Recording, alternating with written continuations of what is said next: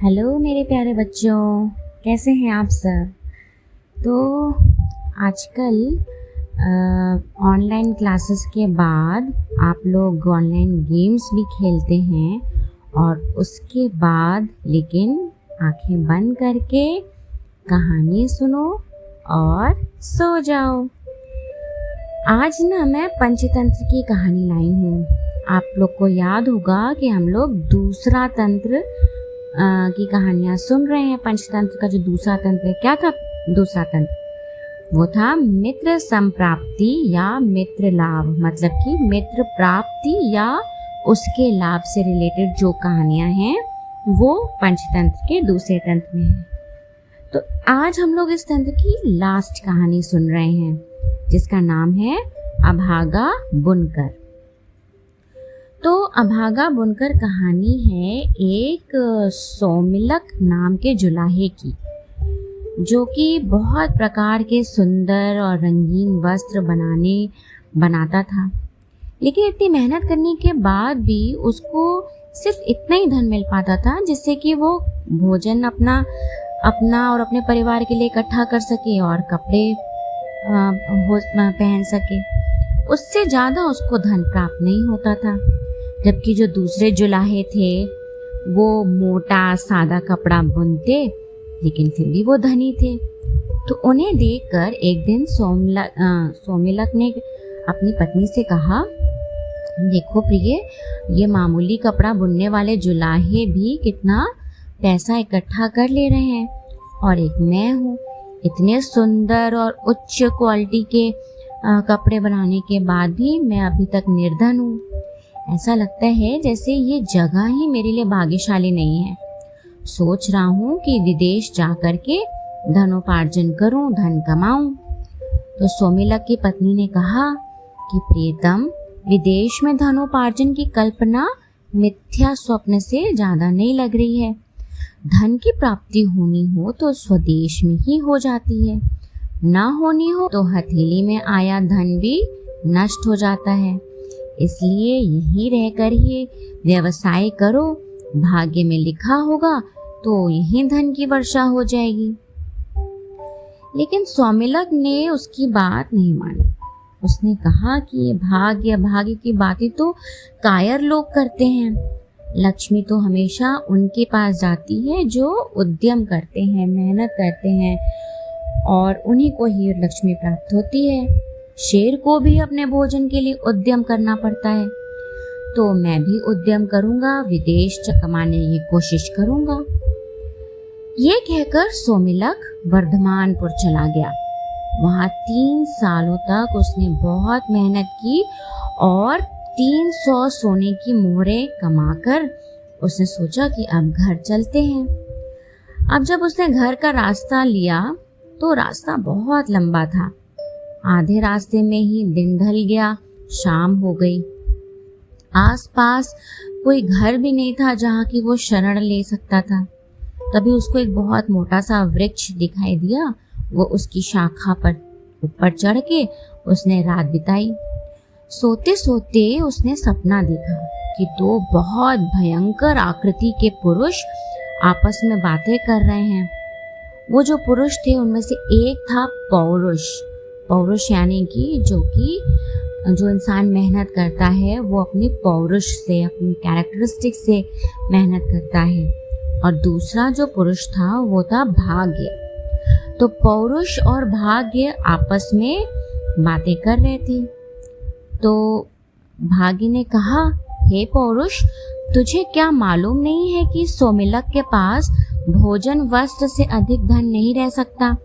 तब तूने इसे 300 मोहरें क्यों दी? तो दूसरा जो पौरुष था उसने बोला कि हे भाग्य, मैं तो प्रत्येक पुरुषार्थी को एक बार उसका फल देता ही हूँ। उससे उसके पास रहने देना है या नहीं रहने देना है ये तेरे ऊपर है। अब जैसे ही सोमिलक ने ये सपना देखा तो उसकी नींद तुरंत खुल गई और उसने देखा कि उसके पास जो उसने जिस अपने पॉकेट में मोहरों को इकट्ठा करके रखा था, उसका जो पर्स था वो खाली था। इतने कष्टों से उसने जिस धन को कमाया और बचाया वो इस तरह से एकदम गायब हो गया। तो उससे सोमिलक बहुत दुखी हुआ। उसने सोचा अपनी पत्नी को अब मैं कौन सा मुख दिखाऊंगा, सारे मित्र क्या कहेंगे। ये सोचकर वो फिर वर्धमानपुर वापस लौट गया और वहाँ फिर से उसने दिन रात घोर मेहनत की और 1 साल के अंदर ही उसने 500 मोहरें जमा कर ली। उन्हें लेकर वह घर की ओर जा रहा था कि फिर रास्ते में रात हो गई। इस बार उसने सोचा कि मैं अब सोने के लिए रुकूंगा नहीं। वो चलता रहा।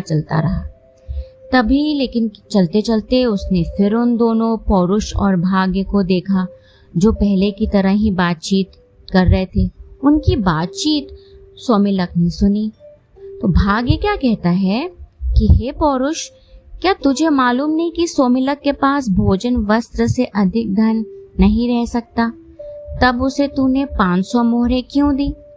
पौरुष ने फिर वही उत्तर दिया, हे भाग्य, मैं तो प्रत्येक व्यवसायी को एक बार उसका फल दूंगा ही।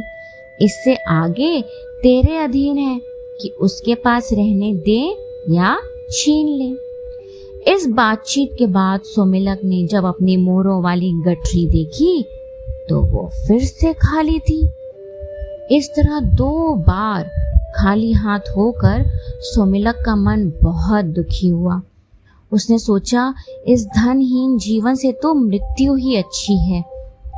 आज इस वृक्ष की टहनी से रस्सी बांधकर उस पर लटक जाता हूँ और यहीं प्राण दे देता हूँ। गले में फंदा लगा उसे टहनी से बांधकर जब वो लटकने ही वाला था तभी आकाशवाणी हुई और आकाशवाणी से आवाज आई, सोमिलक, ऐसा दुस्साहस मत कर। मैंने ही तेरा धन चुराया है। तेरे भाग्य में वो भोजन वस्त्र मात्र से अधिक धन उपभोग नहीं लिखा है। व्यर्थ के धन संचय में अपनी शक्तियां नष्ट मत करो। घर जाकर सुख से रहो। तेरे साहस से तो मैं प्रसन्न हूँ। तू चाहे तो एक वरदान मांग ले, मैं तेरी इच्छा पूरी करूँगा। जब सोमिलक ने ये बात सुनी तो उसने कहा, मुझे वरदान में ढेर सारा धन दे दो। अब फिर उस देवता ने उत्तर दिया, धन का क्या उपयोग?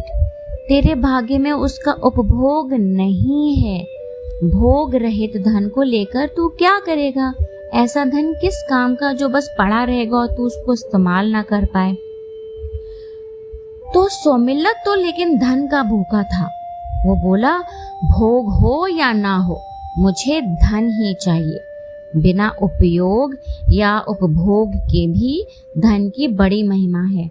संसार में वही पूज्य माना जाता है जिसके पास धन का संचय हो। तो सोमिलक की बात सुन के देवता ने कहा, ठीक है, अगर तेरी यही इच्छा है तो तू एक काम कर, तू फिर वर्धमानपुर चला जा और वहां तुम्हें 2 बनिए के पुत्र मिलेंगे। एक का नाम है गुप्त धन और दूसरा है उपभुक्त धन। इन दोनों प्रकार के धनों का स्वरूप जानकर तू किसी एक का वरदान मांगना। यदि तू उपभोग की योग्यता के बिना धन चाहेगा तो तुझे गुप्त धन दे दूंगा, मतलब कि ऐसा धन जो तुम इस्तेमाल नहीं कर सकते।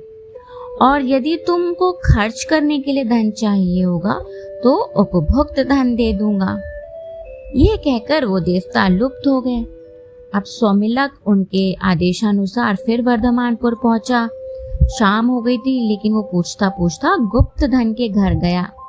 अब घर पर उसका किसी ने सत्कार नहीं किया। गुप्त धन मतलब वो लोग वो धन जो है लेकिन वो इस्तेमाल नहीं करते।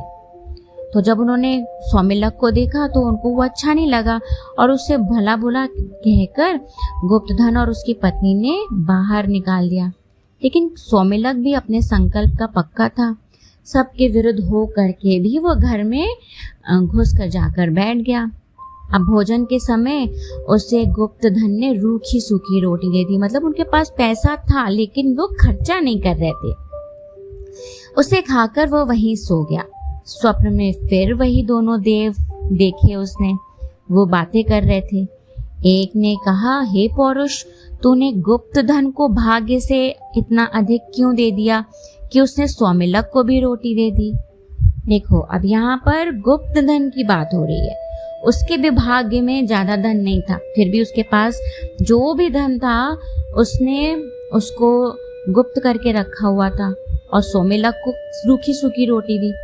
तो पौरुष ने उत्तर दिया, इसमें मेरा दोष नहीं है, मुझे तो पुरुष के हाथों धर्म पालन करवाना ही है, उसका फल देना तेरे अधीन है। तो क्या होता है, अगले दिन गुप्त धन की तबीयत खराब हो जाती है और जिस वजह से वो पूरा दिन खाना नहीं खा पाता। तो इस तरह से उसने जो रोटी सौमिलक को दी उसकी क्षतिपूर्ति उसने खुद भूखे रह करके भाग्य ने करवाई। फिर अगले दिन सौमिलक उपभुक्त धन के घर गया। वहाँ उसने भोजन वोजन किया, उसका खूब अच्छा सत्कार किया गया। सुंदर सी शैया में उसको सोने के लिए दी गई। सोते सोते सौमिलक ने फिर वही सुना, दोनों देव बातें कर रहे थे। तो एक ने कहा, हे पौरुष, इसने सौमिलक का सत्कार करते हुए बहुत धन व्यय कर दिया है, अब इसकी क्षतिपूर्ति कैसे होगी। तो दूसरे ने कहा, हे भाग्य, सत्कार के लिए धन व्यय करवाना मेरा धर्म था, इसका फल देना तेरे अधीन है।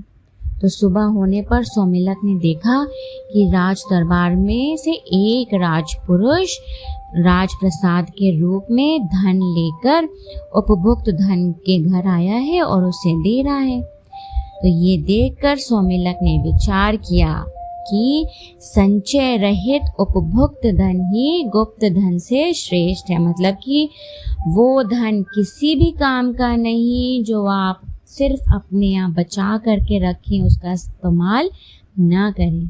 जिस धन का दान कर दिया जाए या सत्कार्यों में व्यय कर दिया जाए, वही धन संचित धन की अपेक्षा बहुत अच्छा होता है।